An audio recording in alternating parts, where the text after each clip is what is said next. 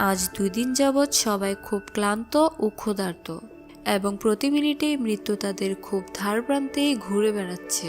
তাদের গন্তব্যে যেতে হলে হাঁটা থামানোই যাবে না।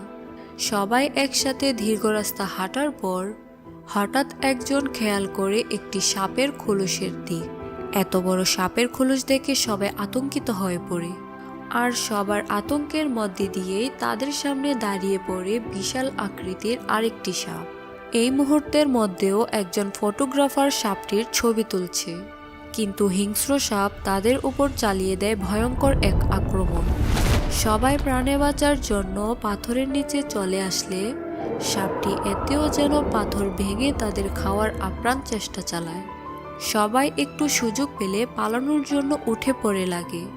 সেখান থেকে তারা পালিয়ে খাদের মতো পাহাড়ের ভেতর হয়ে আসছিল, কিন্তু হঠাৎ সেই ফটোগ্রাফার পা পিছলে যেই পড়ে যাচ্ছিল, ঠিক তখনই সিঙ্গার বয়ফ্রেন্ড তাকে ধরে বসে, আর সিঙ্গার বয়ফ্রেন্ডকে ধরে রাখে হরেন।